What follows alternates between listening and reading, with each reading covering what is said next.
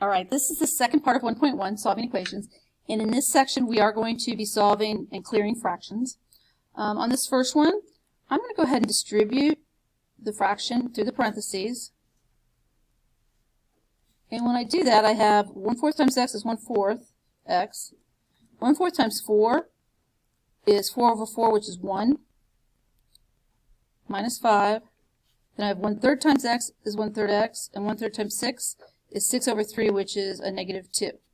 And notice we got rid of, we didn't get rid of anything, but we've distributed the fraction throughout. What I do want to do is combine like terms if I can before I go any further, and I can combine these two constants.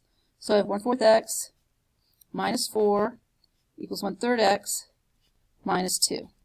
And now what we want to do is we want to clear that fraction. We don't want to deal with that fraction at all.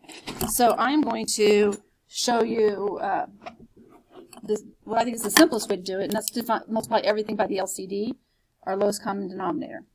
And although I know you guys could look at these denominators and know that the lowest common denominator of those two is 12, I'm going to use a method that we can use later on when it's not so obvious.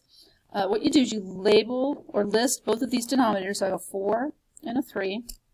Whichever one's bigger, circle that. And then start listing multiples of that number. So 4 times 1 is 4, 4 times 2 is 8. And see if 3 goes into 8. It does not go in evenly. So then the next multiple of 4 is 12. 3 does go into 12 evenly, so I know that that's my LCD. And what I'm going to do is I'm going to multiply that LCD times every single term. So I'm going to take 12 times that. I'm going to take 12 times that. Take 12 times that. And 12 times that. Okay, see, every term got multiplied by 12. So here when I multiply, 12 times 1 and 1 times 4 is 12 over 4, so this is going to be a 3x. 4 times 12 is a negative 48. Negative 4 times 12 is a negative 48. Here I have 12 over 1 times 1 over 3. 12 over 3 is actually 4, so I have 4x. And then 2 times 12 is 24. Okay, now we're back where we were on the previous unit. Everything's simplified on each side, so I want to move my letters to one side, my numbers to another. It does not matter whether your letters are on the left or the right. I like to move them to the left, but move your letters first. So I'm going to take and subtract 4x from both sides.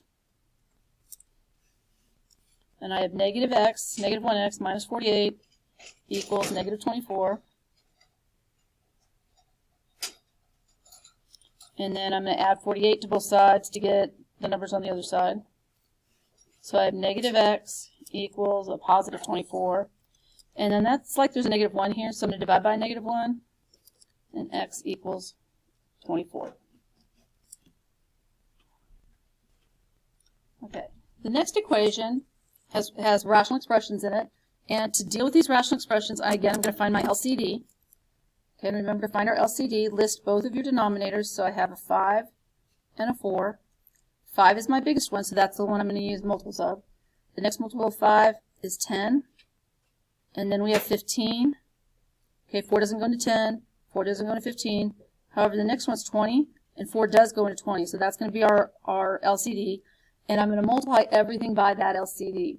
So I'm going to take 20 times x plus 4 over 5 plus 20 times x over 4 equals 20 times 8. Make sure you multiply it by the constants too. You're not just multiplying it by the fractions, but you have to do the same thing to everything in the equation. So here, this is like 20 over 1. The 5 and the 20 can cancel. This becomes a 4. The 4 and the 20 can cancel, and that becomes a 5. And then there's no canceling there. So I'm going to distribute here. I'm going to distribute the 4. 4 times x and 4 times 4. So that's 4x plus 4 plus 5 times x is 5x. And 20 times 8 is 160. I need to combine like terms on one side. And when I do that, I'm going to combine my 4x and my 5x. So I have 9x plus 4 equals 160. Oh, you know what I didn't do? See? And I could stop and re-record this, but you need to see that everybody makes mistakes. So just go back and fix it. 4 times x is 4x. 4 times 4 is 16, not 4. That was silly. Okay, so then I've got, make sure I did everything else right. Yep. Okay, so 9x plus 16 equals 160. I want to get the x by itself, so I'm going to subtract 16. And I have 9x equals 160 minus 16 is 144. And then to get the x by itself, I'm going to divide by 9. So my x equals 16. Okay, so whenever you've got fractions, you know you're going to have to find an LCD to clear the fraction. That's the key. Start by listing both of your denominators. And whichever one's bigger, start doing their multiples until you have a multiple that the smaller one goes into. Okay, we're just going to do one more. So I'm keeping them short for you. Okay, this time I have 3 denominators. So to get my LCD, I'm going to list all 3. I have 3, 2, and 6. And the biggest of these is 6. But look at that. 3 and 2 both go into 6. So I don't have to do any more multiples of 6. 6 is not only the biggest one, it's also my LCD.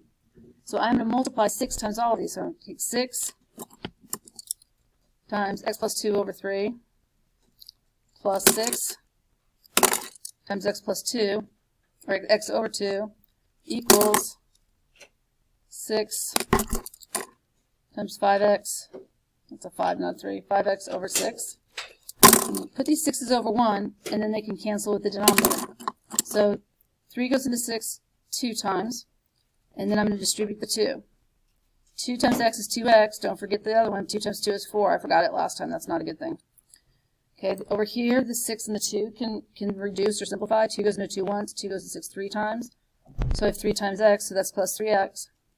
And then over here, the 6's are going to cancel each other out, and I just have 5x. So now we're easy peasy. We got rid of the fractions. Combine like terms on each side first. So 2x and 3x is 5x. Plus 4 equals 5x. Remember, you want to get rid of, you want to move the variables first. So I'm going to subtract 5x from both sides. Okay, these cancel. That leaves me with 4. And what do we have over here? We don't have anything, so it's 4 equals 0.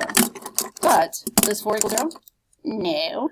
So, we know that this is false.